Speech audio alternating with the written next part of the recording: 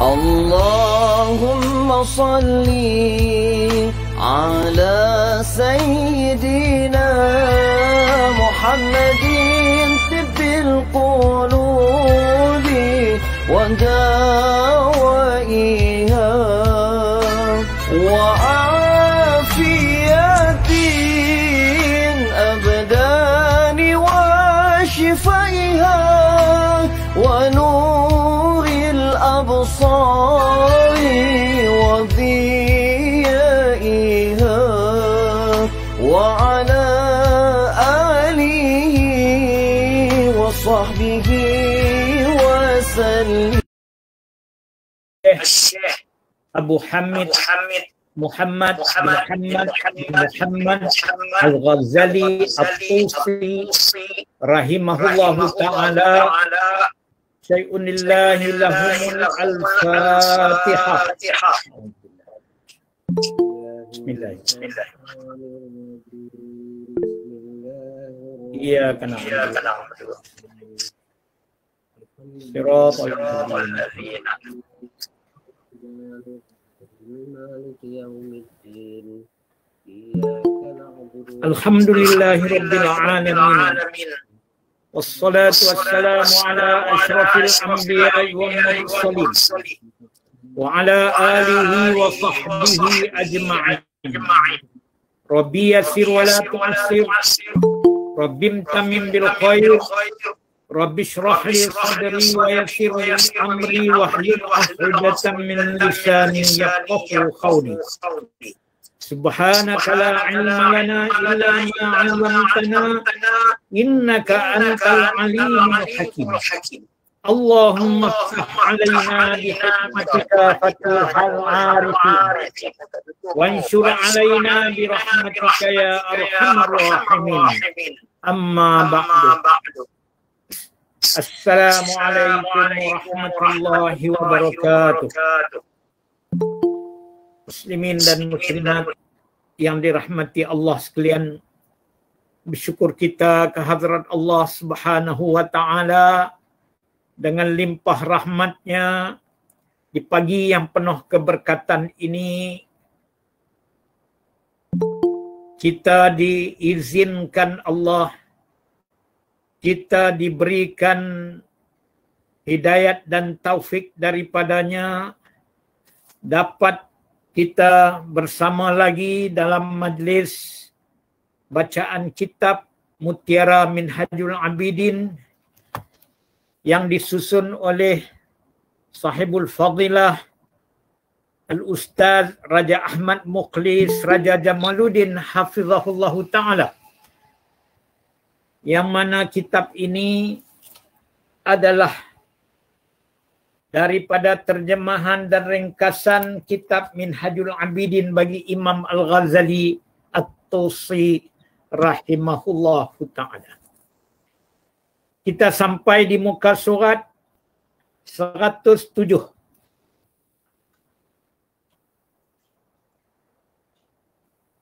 Baik, sebelum kita membicarakan tentang perkara rezeki yang kita sedang berdepan ini, sukalah saya menunjukkan kepada tuan-tuan dan puan-puan sekalian bahawa kita sekarang berada di aqabah yang keempat. Ambil hutang. Kita berada di aqabah yang keempat ataupun bukit penghalang yang keempat dalam perjalanan kita ahli ibadat, yakni dalam jalan kita melaksanakan ibadat, dan kita telah lepas bukit yang ketiga dan sedang berhadapan dengan bukit yang keempat, kerana kita wajib meretasi halangan-halangan ini sehinggalah halangan yang ketujuh nanti. Di belakang saya ini adalah gambaran pendakian Aqabah ataupun bukit-bukit oleh kita ahli ibadat, di mana seperti yang kita sedia maklum, ketika kita hendak memulakan ibadat,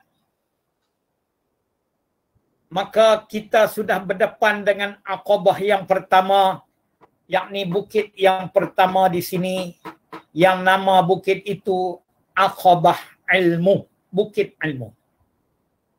Kita tidak akan dapat melaksanakan ibadat kita dengan sempurna jika kita tidak melepasi bukit ilmu ini, kalau kita tidak menuntut ilmu agama, ilmu yang diwajibkan atas kita, yakni ilmu tauhid untuk kenal Allah, ilmu fiqh untuk beribadat kepada Allah, dan ilmu tasawuf supaya kita membersihkan hati kita di dalam perjalanan kita sentiasa berhadapan dengan Allah Subhanahu wa taala. Selepas kita sudah mendapat melepasi bukit ilmu ini, kita berdepan dengan Aqabah yang kedua, Aqabah taubat, bukit taubah. Kita yang sudah ada ilmu dan bersedia nak buat ibadat, tiba-tiba kita dapati bahawa ada lagi dosa-dosa kita yang belum lagi kita bertaubat. Kita tak dapat melepasi perjalanan ini, maknanya ibadat kita tak mungkin diterima oleh Allah kalau kita jadi orang yang fasik, orang yang derhaka kepada Allah dengan tidak bertaubat. Maka wajiblah atas kita bertaubat kepada Allah Subhanahu wa taala.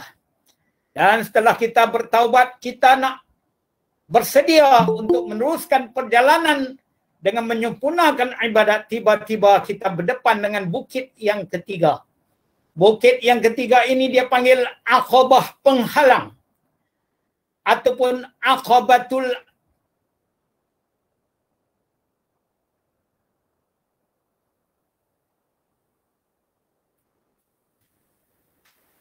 disebutkan sebagai Aqabatul Awaiq, Aqabah penghalang. Apakah yang menghalang kita di sini?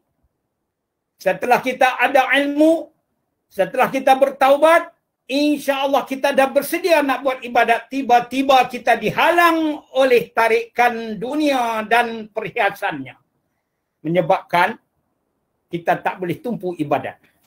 Kita diganggu oleh makhluk manusia dengan kesibukan mereka, godaan mereka. Kita diganggu oleh syaitan dan kita tergoda dengan nafsu kita. Maka wajiblah kita merentasi bukit ini, di mana dunia ini kita rentasi dengan sifat, iaitu wajib atas kita berzuhud dan berpada-pada. Jangan sampai kita terbabas dengan perhiasan dunia. Begitu juga dengan makhluk. Kita boleh mengelakkan makhluk dengan kita beruzlah, menumpukan diri kepada ibadat. Kita bercampur dengan makhluk pada hal-hal yang penting saja. Dan dengan syaitan, godaannya kita ingat Allah, dan dengan nafsu kita latih dirinya, kita mujahadah melawannya, maka kita dapat melepasi bukit yang ketiga ini. Dan sekarang ini kita sedang menghadapi Aqabah yang keempat, banjaran bukit yang keempat di sini, yang tak dapat tidak mesti kita lepasinya. Apakah penghalang kita di sini? Pertamanya penghalang di sini, kita tak dapat tumpu ibadat kerana kita ni jadi orang yang bimbang tentang rezeki. Bimbang tentang rezeki menyebabkan kita tinggal ibadat ataupun buat ibadat dengan tidak ada tumpuan. Bimbang dengan bahaya-bahaya yang mungkin menimpa kita. Bimbang dengan qada Allah, ketetapan Allah. Bimbang dengan kesusahan dan bencana-bencana yang menimpa. Menyebabkan kadang-kadang kita tidak dapat menumpu kepada ibadat. Maka wajiblah kita mengatasi masalah-masalah ini dengan kita bertawakal kepada Allah, dengan kita menyerah diri kepada Allah, dengan kita qada, dengan kita redha dengan qada Allah, dan dengan kita bersabar dengan ujian Allah. Mudah-mudahan kita dapat menumpukan kepada ibadat kita. Ini belum kita naik lagi kepada bukit kelima, keenam dan juga ketujuh yang kita mungkin akan menghuraikan pada masa-masa yang akan datang. Yakni pada minggu-minggu akan datang insya-Allah. Baik, kita tumpu kepada huraian kitab kita di muka surat 107. Qala musannifu rahimahullahu ta'ala wa nafa'ana bi'ulumihi fid darain amin ya rabbal alamin. Berkata pengarang kitab ini hafizahullahu ta'ala, rezeki itu ada 4 jenis. Hari itu kita sampai di sini. Jadi kita dituntut bertawakal kepada Allah dalam hal rezeki. Kerana kalau kita tidak bertawakal kepada Allah, nescaya hati kita jadi kacau bilau, bimbang, resah dan sebagainya.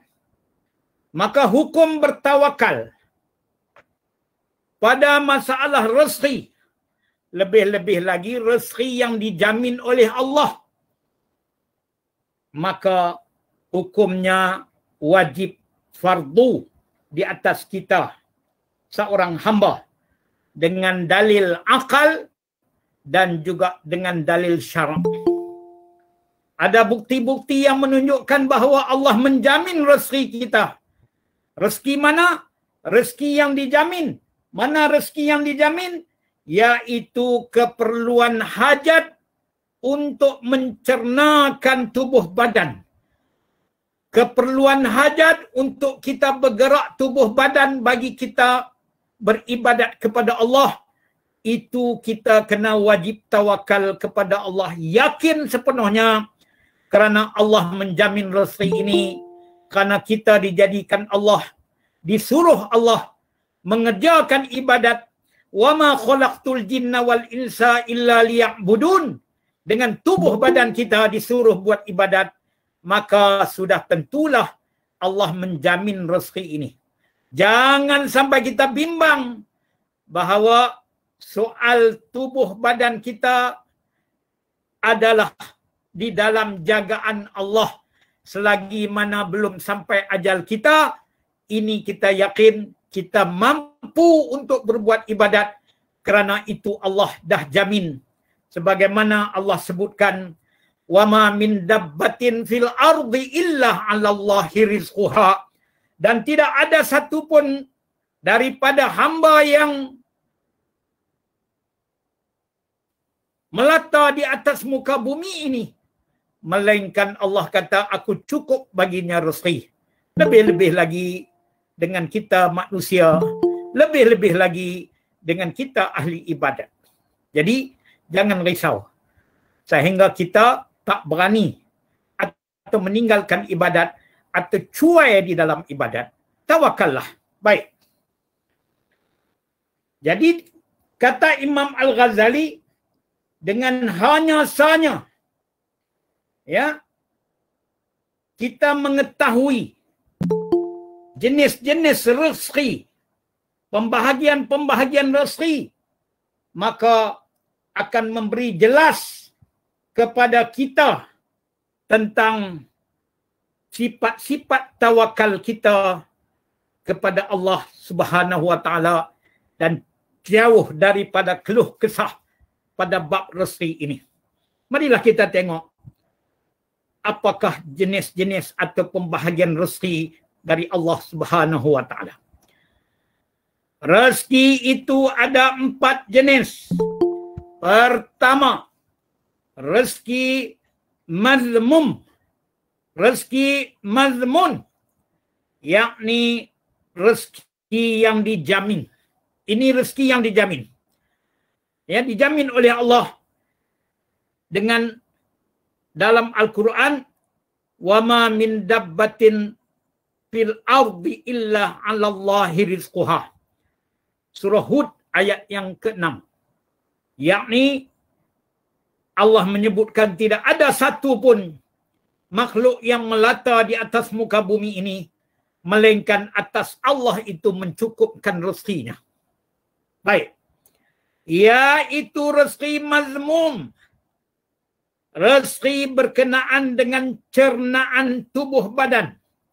Apa makna cernaan tubuh badan? Yakni rezeki yang dikatakan penguat tubuh badan. Ya, penguat tubuh badan untuk kita bergerak buat ibadat. Allah Subhanahu wa taala menjamin rezeki ini. Kerana Dia yang memerintahkan manusia untuk beribadat kepadanya. Ini kita dapat fikir dengan akal. Mustahil kita ni tak tahu tang mana rezeki kita. Dan kita pun tak tahu tempat rezeki kita. Banyak mana rezeki kita, tiba-tiba Allah suruh kita solat. Allah suruh kita puasa. Allah suruh kita buat macam-macam dengan anggota tubuh kita. Jadi pastilah dalam hal ini Allah lah yang menjaga tubuh badan bagi kita ada tenaga bagi buat ibadat. Jangan jadi alasan untuk tidak buat ibadat kerana rezeki ini, kata Imam Ghazali, sudah dijamin oleh Allah. Tidak perlu kita risau setakat kita nak buat ibadat. Tenaga kita sama ada Allah bagi rezeki itu dengan asbab, dengan jalan ada makan, ada minum. Sama ada dia datang dari usaha kita ataupun daripada pemberian orang dan sebagainya. Malah ada kala Allah tidak memberi dengan jalan asbab. Yakni Allah bagi rasa kekenyangan dan cukup tenaga untuk buat ibadat. Sebagaimana Allah berikan kepada orang-orang yang hampir dengannya daripada orang-orang aulia, wali-walinya. Lebih-lebih lagi kekasih-kekasih Allah itu. Baik.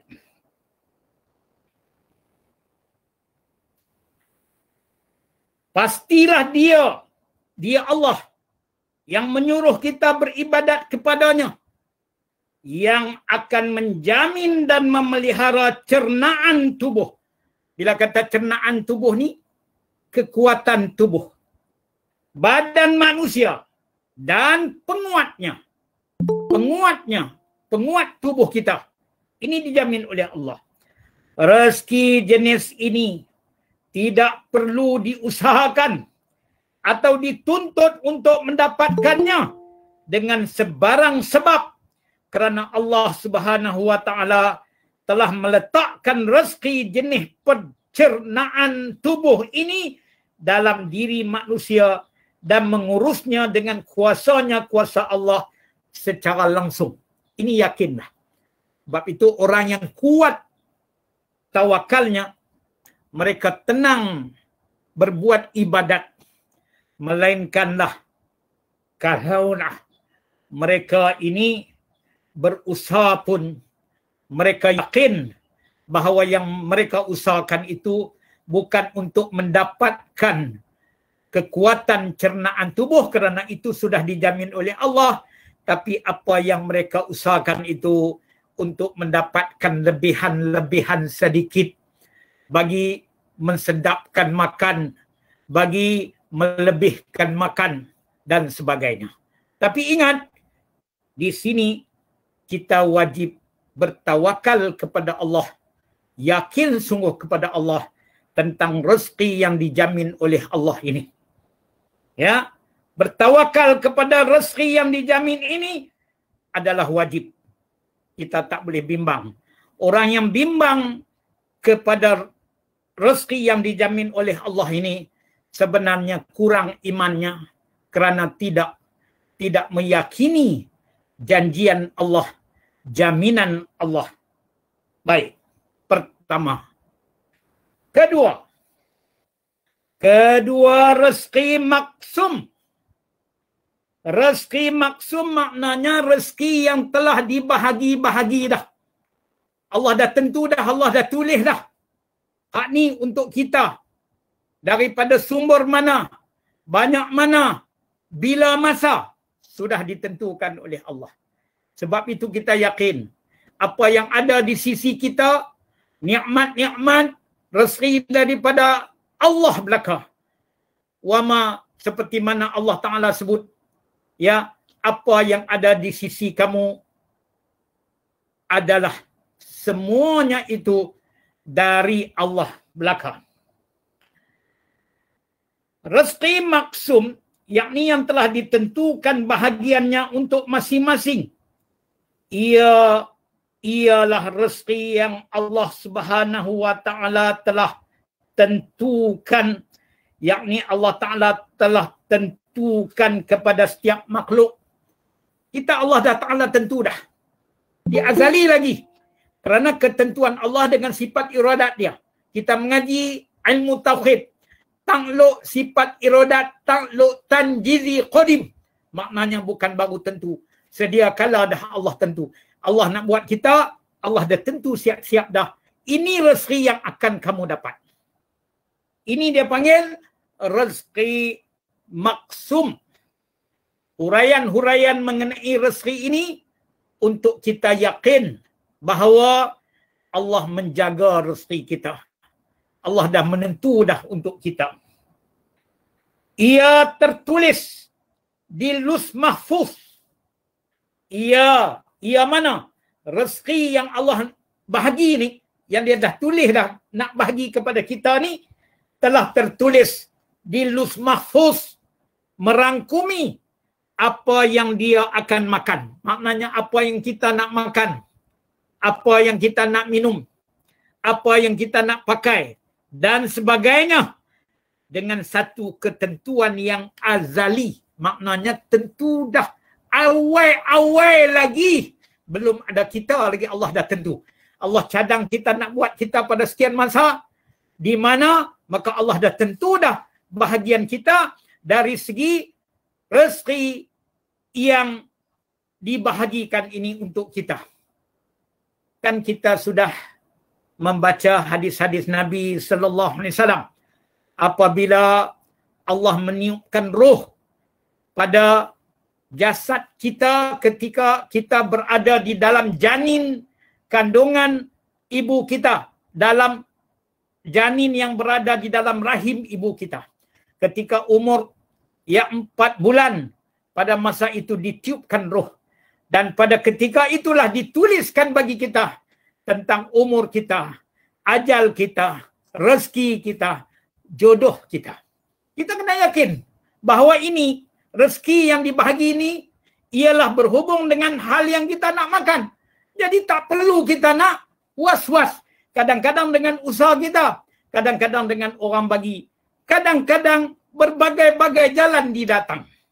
Maka ini sudah ditentukan oleh Allah.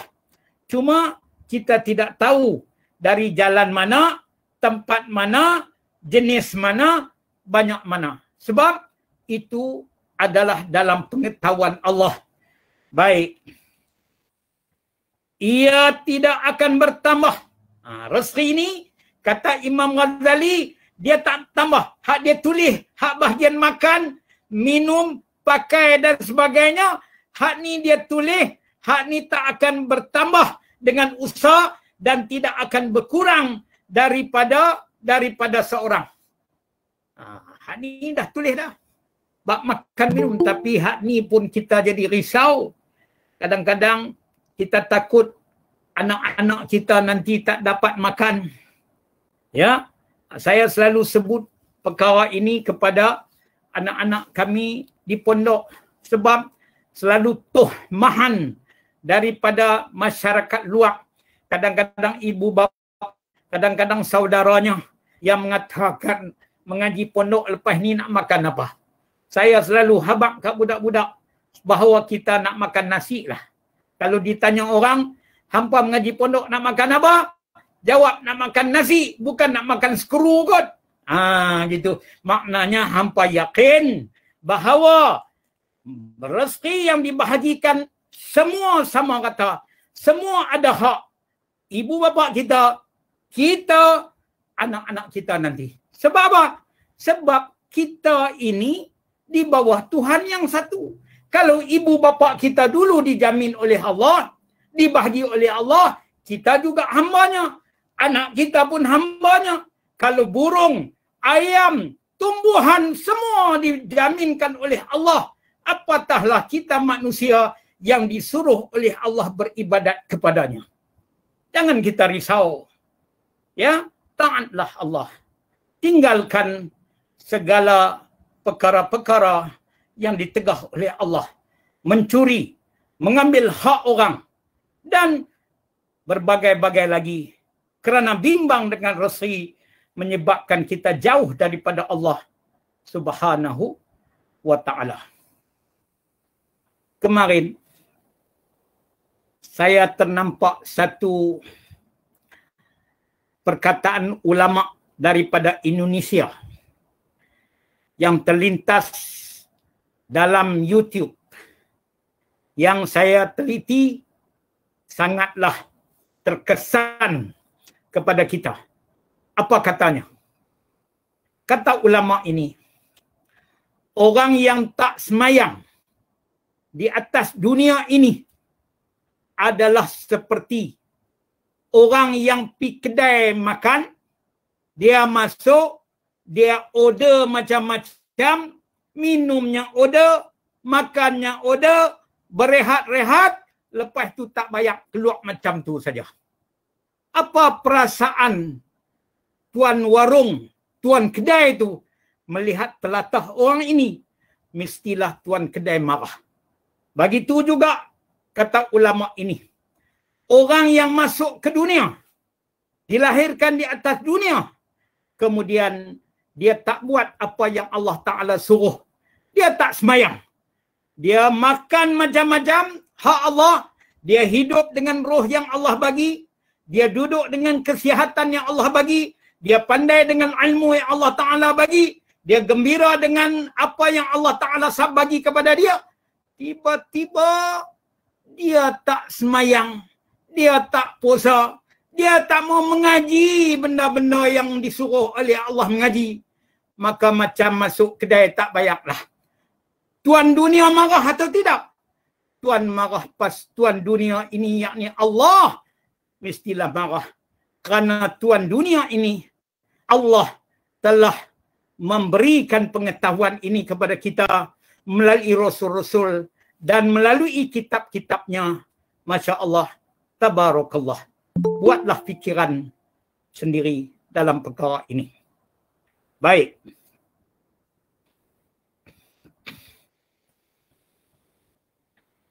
Rezeki yang ketiga. Dah dua dah rezeki ya.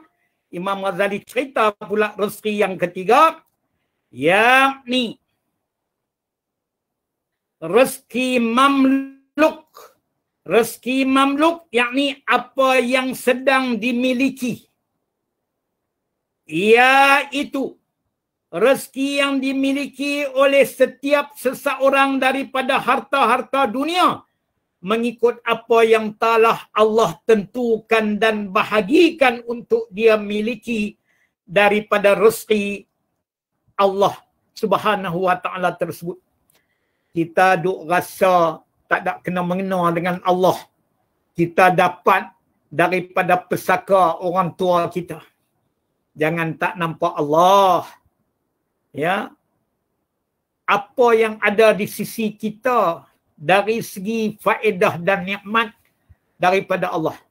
Wa ma bikum min ni'matin famin Allah. Allah sebut dalam Quran. Apa yang ada di sisi kamu dari segi nikmat, harta benda, pemilikan, famin Allah, dari Allah. Cuma kita duduk berdabit, duk kata hak ni hak daripada ibu bapa aku.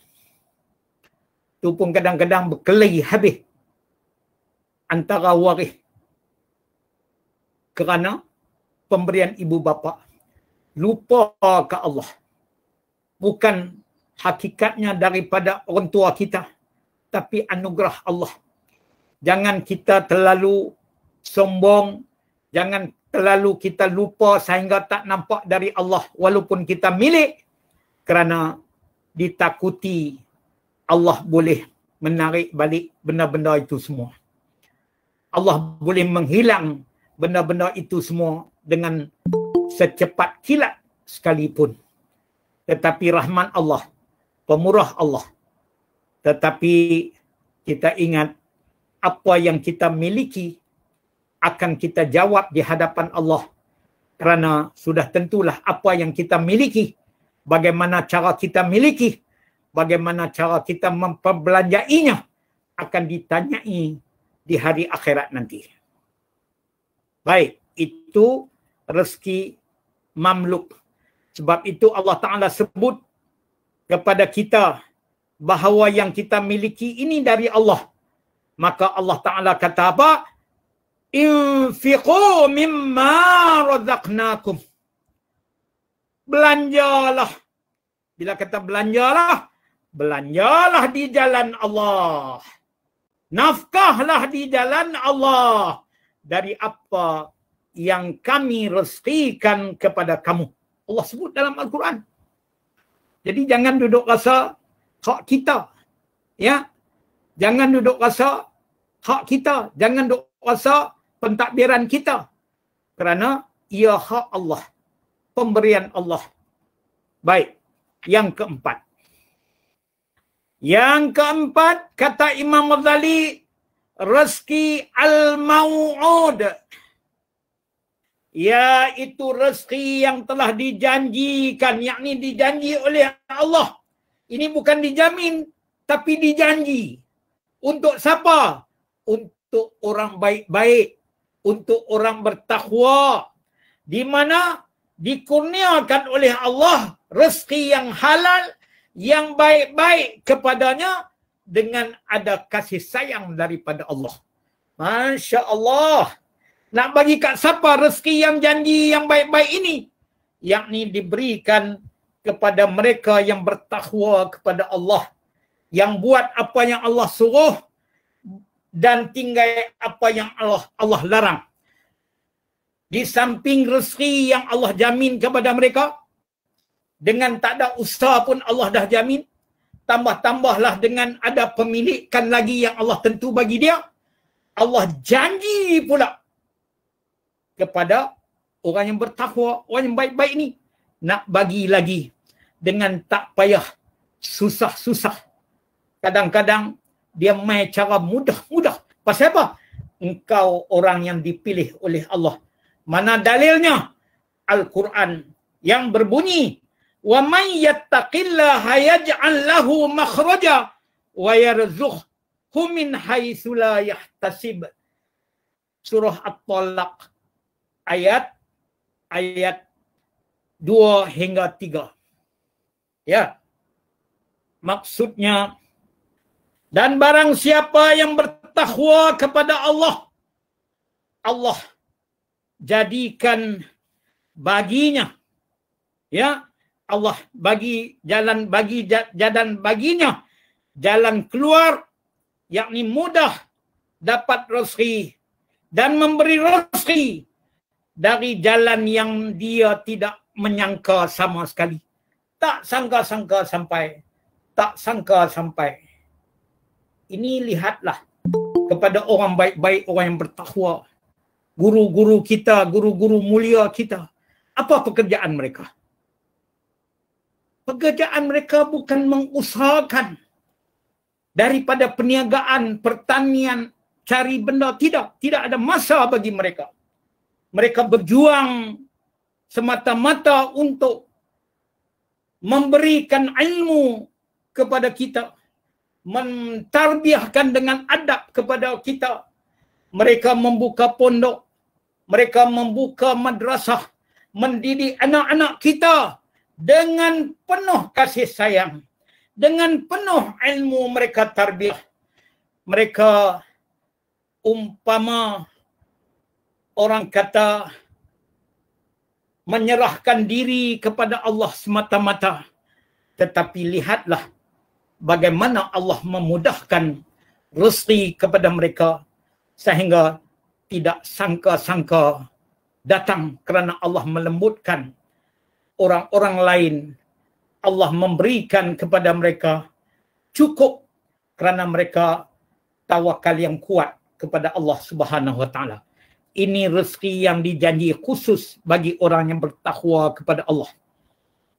Baik, jadilah kita orang yang bertakwa. Jadilah kita orang yang baik, orang yang bertawakal kepada Allah.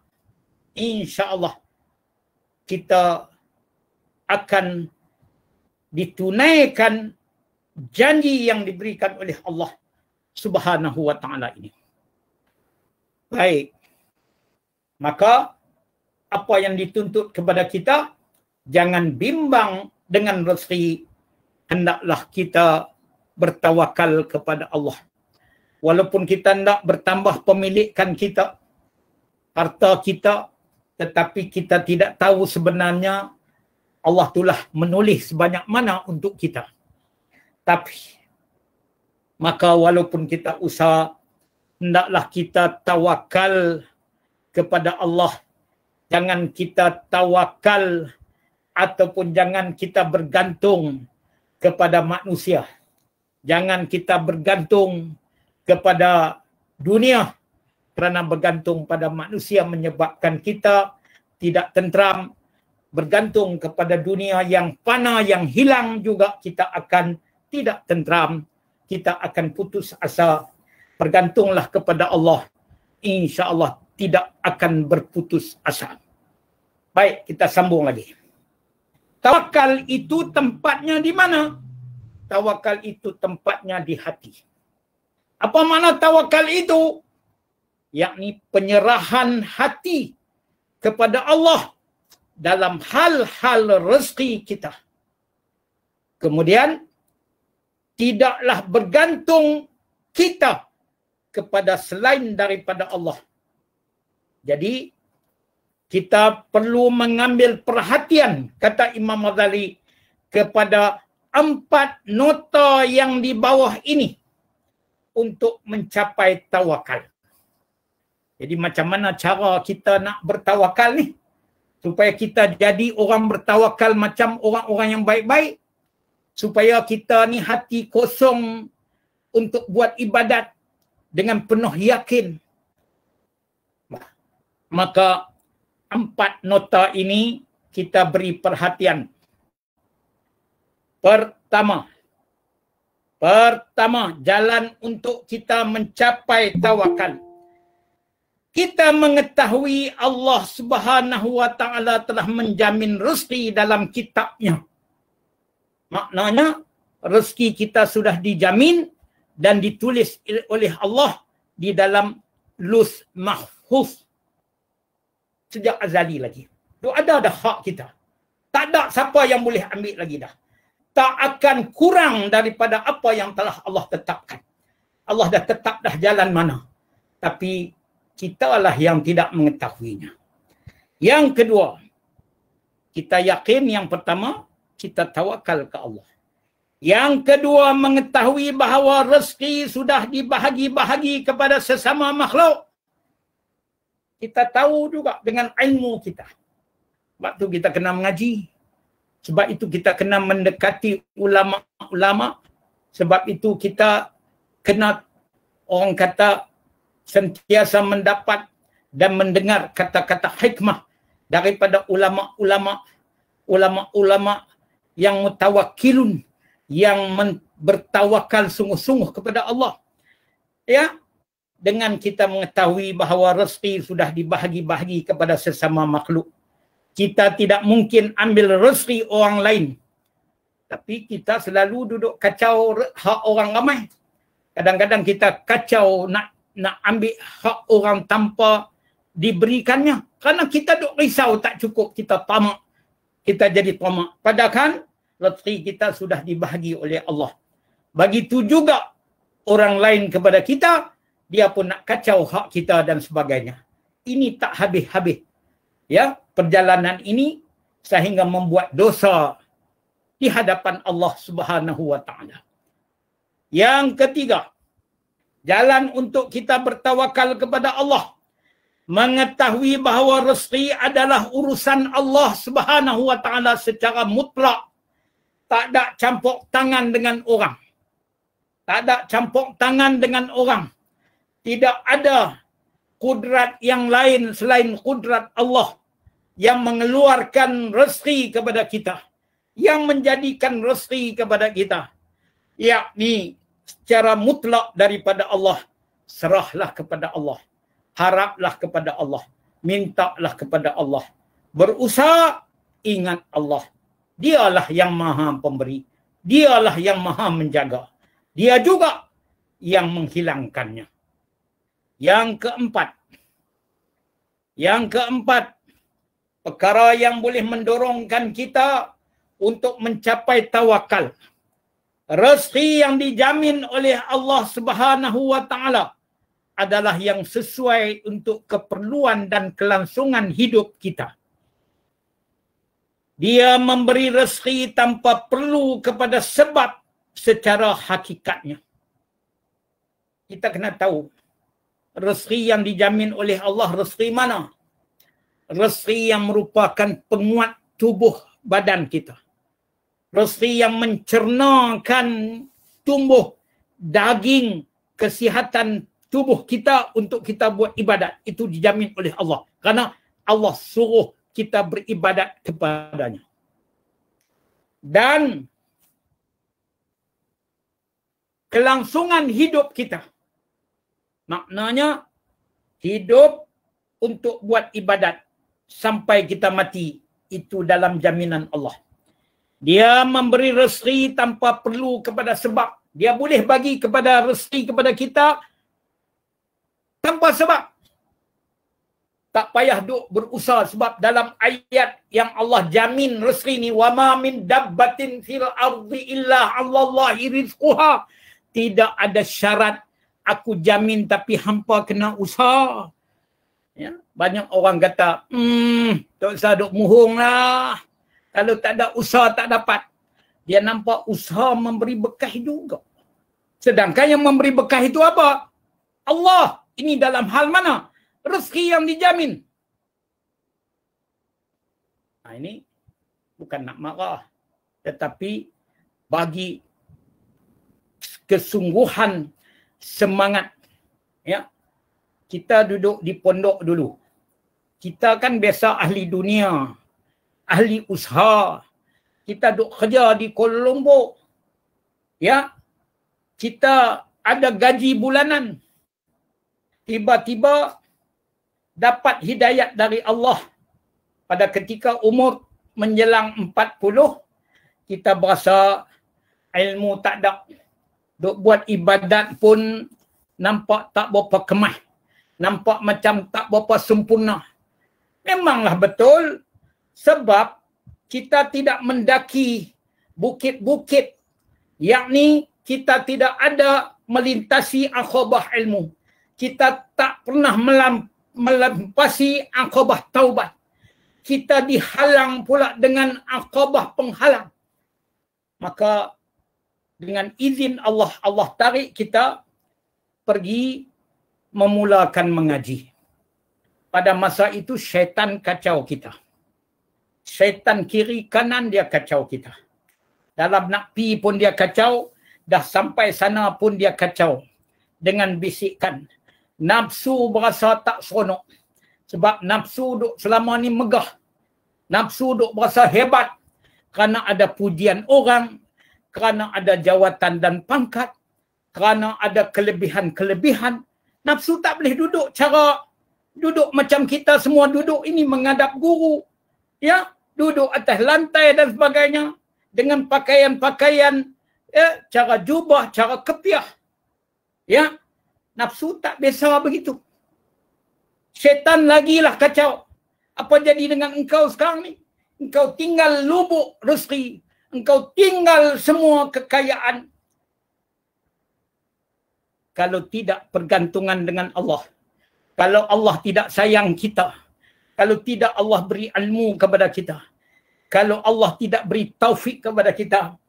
Nescayalah kita akan balik kerana godaan syaitan, godaan nafsu, juga godaan manusia pada masa itu. Manusia memandang keji, memandang kita sesat kerana meninggal dunia, macam-macam. Kata kita telah terpengaruh dengan ajaran-ajaran yang tidak betul. Masya Allah, tabarakallah. Tapi kita bersyukur kerana Allah memberi kekuatan. Setiap kali datang kerisauan kepada kita, datanglah ilmu di dalam kitab itu menerangkan jalan kamu ini jalan yang diredai oleh Allah. Inilah jalan sebenar-benarnya. Datang pula motivasi yang kuat dari Tok Guru yang menerangkan seolah-olah khusus untuk dada dan hati kita. Maka kita mengucapkan syukur kepada Allah Subhanahu wa ta'ala. Sebab itu, orang yang meyakini bahawa dirinya di dalam perlindungan Allah, setiap masa di dalam jaminan Allah, lebih-lebih lagilah dia rajin beribadat, dan lebih-lebih lagilah dia mengetahui bahawa Allah suruh dia beribadat, Allah dah tentu dah resi bagi dia, dia lebih berkeyakinan di dalam hidupnya. Dia tidak berputus asa, dia tidak keluh kesah. Bahkan rezeki itu hanya sebab untuk hidup. Boleh juga Allah Subhanahu wa ta'ala mentakdirkan kita terus hidup tanpa makan. Ya, bila kata Allah Ta'ala jamin rezeki kita, dia boleh bagi rezeki kita dengan cara usaha. Dia boleh bagi rezeki kepada kita dengan tidak cara usaha, dan tak perlu kita makan pun kadang-kadang kita kenyang. Hak ni hak Allah. Maka bergantunglah kepada Allah Subhanahu wa ta'ala, bukan kepada diri dan sebab. Jangan duk bergantung pada orang. Jangan duk bergantung kepada sebab. Jangan duk bergantung pada harta. Jangan duk rasa duit banyak, kita selamat. Kita lupa yang selamat kita ialah Allah. Kita takut kita duduk bergantung kepada kekayaan, ya, tanpa kita mensyukuri nikmat Allah. Kita lupa bahawa Allah yang menguruskan rezeki kita. Kita takut Allah biarkan kita seperti terjun dengan labu-labunya. Maka tewaslah orang itu dengan hartanya, dan Allah biarkan bergelomang dengan hartanya. Akhirnya dengan sibuk dengan hartanya, tidak ada rahmat Allah daripadanya. Maka akhirnya dia pun jauh daripada Allah. Na'udzubillah min zalik. Orang yang mati setelah lama tidak makan, bukan kerana tidak makan, tetapi kerana ajalnya sudah sampai. Ya, kerana ajal kita selagi ada, Allah cukupkan rezeki untuk ajal itu. Allah Maha Pengatur. Allah Maha Perancang. Allah Maha Kasih Sayang. Sebab itu dikatakan oleh Imam Al-Ghazali, apakah benteng untuk tawakal? Apakah kota untuk tawakal? Satu saja. Ingat jaminan Allah. Ingat jaminan Allah. Ini kota untuk kita bertawakal kepada Allah. Dalam itu Imam Ghazali kata pula, dalam kita dah bina dah benteng tadi, yakni ingat jaminan Allah, kita bina pula benteng kota di dalam kota. Apa kota di dalam kota supaya kita ini dapat terus istiqamah bertawakal? Pertama, kenal Allah. Ingatlah keagungan Allah. Ya, ingatlah kesempurnaan ilmu Allah. Ingatlah kesempurnaan kudratnya. Ini kena mengaji ilmu tauhid. Kalau tak kenal Allah, orang tu akan kecewa. Orang itu akan putus asa. Orang itu akan kalut kesah. Benteng dia, ingat jaminan Allah tentang rezeki. Tenang kamu. Tak cukup dengan benteng itu, bina benteng-benteng lagi. Mana benteng itu? Ingat keagungan Allah. Ingat kesempurnaan ilmunya. Ingat kesempurnaan kudratnya. Ingat pula rahmat kasih sayangnya kepada kita. Ingat pula maha suci Allah dari lupa. Oh, duk bimbang pula, takut Allah lupa kat kita. Maha suci Allah daripada lupa. Dan maha suci Allah dari lemah. Maha suci Allah dari kekurangan. Maha suci Allah daripada mungkir janji. Ini kena kuat sedikit. Sebab syaitan selalu menggunakan istilah-istilah ini untuk kita takut kepada rezeki sehingga kita tidak boleh menumpu kepada ibadat. Yakinlah. Sebab itu, jalan ibadat ini, jalan yang penuh rintangan dan cabaran, tetapi dengan izin Allah, dengan ilmu yang Allah berikan kepada kita, dengan taufik yang Allah bagi kepada kita, insya-Allah kita akan sampai kepada Allah, yakni kita dapat mendaki sampai habis 7 bukit ini, dan kita akan sampai ke muncaknya penerimaan Allah kepada ibadat dan kepada kita, yakni redha Allah. Yakni di sinilah yang Allah kata, ya ayyuhan nafsul mutmainnah irji'i ila rabbiki radiyatan mardiyah fadkhuli fi ibadi wadkhuli jannati. Wahai nafsu-nafsu diri-diri yang tenang, kembalilah kepada Tuhanmu dalam keadaan redha Tuhanmu, kerana selama ini kamu telah meredhakan Allah. Sekarang Allah redha, dan bila kamu mati, Allah kata, masuklah bersama-sama duduk dengan roh-roh kamu, dengan hamba-hamba yang terpilih. Kemudian bila sampai hari akhirat, fadkhuli fi ibadi wadkhuli jannati, dan masuklah kepada syurgaku. Kita nak jadi diri-diri yang tenang kerana kita dapat menumpukan kepada jalan tanpa jalan ibadat, tanpa ada keluh dan kesahnya. Sikit lagi kita nak tutup.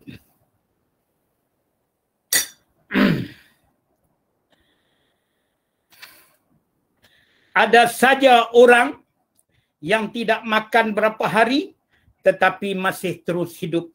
Yakni bila ajal sampai, habis sudahlah rezekinya. Tapi sebelum sampai ajal, maknanya rezekinya tetap di dalam jaminan Allah. Ya, baik. Ini, kata tuan kitab ini, 109 muka surat di bawah sekali. Ini mana? Ni, empat jalan kita nak dapat tawakal ini. Bagi orang yang ingin menyendiri dan beruzah di jalan ibadat. Ini empat yang kita kena buat ni bagi diri kita yang nak konsentrate, yang nak menjurus, yang nak menumpu, yang nak jauh daripada kesibukan hati dan juga susah hati untuk berada di jalan ibadat. Untuk kita tenang, kita kena ada keempat ini. Untuk kita tenang menghadapi bimbang rezeki, kita yakin dengan kita bina kota, yakni rezeki sudah jaminan Allah. Kita bina pula kubu-kubu di dalamnya, ingat keagungan Allah. Ingat kesempurnaan ilmu dan kudratnya. Ingat Allah tidak pernah lupa. Ingat Allah tidak pernah mungkar janji. Ingat Allah yang maha pemurah lagi maha pengasihani. Ingat Allah maha suci dari segala kekurangan. Maka datang keyakinan. Sebab itu kombinasi ilmu tauhid, ilmu fiqh dan ilmu tasawuf adalah penting. Sebab itu Imam Ghazali awal-awal lagi sudah mengajar kita, dakilah aqabah ilmu. Dakilah aqabah ilmu. Baik. Adapun orang yang menjalani kehidupan awam, ni hak tadi ni orang yang boleh konsentrate. Dia pun tak suka dah nak menyebuk dengan orang ramai. Dia nak konsentrasi dalam ibadat dia. Maka dia tumpu kepada 4 perkara ini, dia dapat ketenangan. Adapun orang yang menjalani kehidupan awam, dia kena kerja, dia kena duduk dengan orang ramai. Dalam masa duduk dengan orang ramai, banyak hasutan, banyak pengaruh. Maka hendaklah dia seimbangkan antara amalan dunia dengan bekalan akhirat. Jadi kita yang duduk tak boleh nak uzlah, tak boleh nak menyembunyi diri. Kita terpaksa duduk dengan ramai lagi orang yang banyakkan juga ahli dunia yang kadang-kadang bercakap-cakap yang tidak menolong kita. Maka ingatlah kita kena seimbangkan antara penglibatan kita dengan mereka dan masa kita menumpukan kepada ibadat. Apa yang penting, hatinya tidak bergantung, yakni hatinya tidak ta'aluk kepada dunia dan selain Allah, tapi hanya bertawakan kepada Allah. Kita bersama dengan orang ramai, hati kita dengan Allah. Wallahu a'lam. Mudah-mudahan setakat itu hari ini yang dapat kita huraikan untuk menyambungkan masalah kita punya bimbang dengan Rosri sehingga terjejas ibadat kita dan kadang-kadang hilang mutu dan kualiti ibadat kita. Jadi mudah-mudahan Allah memberikan kekuatan kepada kita. InsyaAllah hari Jumaat ini saya masih ada lagi di Kedah. Ya, cuma hari Selasa depan hendaklah ya kita sambung juga kuliah walaupun saya ada di Sabah. Saya telah memilih tempat-tempat untuk buat siaran langsung kuliah ini di tempat-tempat yang dapat line YouTube yang baik, line untuk siaran langsung yang baik. InsyaAllah di mana kita ada pun kita tetap sambung. Dan saya ucap terima kasih kepada tuan-tuan semua yang telah menyokong projek dakwah Sabah kerana kita telah mengumpul dengan jumlah yang agak banyak untuk saya bawa ke sana. Bukan saja untuk menyiapkan madrasah kita dengan sempurna yang baru siap disugut. Kemarin saya hantar pasukan mencari gali air. Sudah Allah temukan lebih kurang 40 kaki. Mereka menebuknya dengan perbelanjaan lebih kurang 1,500 sahaja. Sudah dapat air dan air yang bersih yang selama ini tidak wujud di kawasan itu. Allah mudahkan urusan. Dan saya akan berjumpa dengan ibu bapa yang kita sudah menaja. Saya sudah dapat 22 orang penaja bagi 30 orang pelajar. Ada lebih kurang 8 lagi pelajar yang belum ada penaja. Kalau tidak ada pun saya akan menaja yang 8 lagi. Kalau ada siapa yang hasrat untuk menaja, 1 bulan RM150 saja menaja anak-anak asnaf dan menaja anak-anak mu'alaf supaya mereka mendapat akan ilmu dan mereka boleh mendidik keluarga mereka, mereka boleh mendidik bangsa mereka yang kebanyakan mereka ini adalah saudara-saudara baru. Dengan itu pahala fi sabilillah insya-Allah diberikan oleh Allah kepada tuan-tuan semua. Kepada yang memberikan bekal kepada saya untuk pembinaan madrasah, surau dan sebagainya, saya pergi kali ini selama 2 minggu, saya akan memulakan pembangunan madrasah di Pulau Bangi. Kerana tergendala pada orang kata PKP yang lalu, sekarang ya sudah pun dibuka semula laluan ke sana. InsyaAllah kita akan terus membuka madrasah di sana. Apapun, saya syukur kepada Allah. Terima kasih kepada tuan-tuan semua. Wabillahi taufiq wal hidayah. Assalamualaikum warahmatullahi wabarakatuh. Bismillahirrahmanirrahim. Alhamdulillahi rabbil alamin. Wassalatu wassalamu ala ashrafil anbiya wal mursalin wa alihi wa sahbihi ajma'in. Allahumma ma jahilna wa zakirna ma nasina. Rabbi faqihna wa faqih ahlana wa rabb. Wassallallahu ala sayyidina Muhammadin wa ala alihi wa sahbihi ajma'in. Amma ba'd. Assalamualaikum warahmatullahi wabarakatuh. Terima kasih Ustaz, terima kasih Cikgu Ishak. Assalamualaikum semua. Terima kasih Ustaz. Terima kasih Cikgu Ishak. Terima kasih Ustaz. Sama-sama insya-Allah. Terima Sama-sama. kasih Ustaz. Assalamualaikum. Waalaikumsalam warahmatullahi wabarakatuh. Allahumma salli ala sayyidina Muhammadin tibbil qulubi wa dawa'i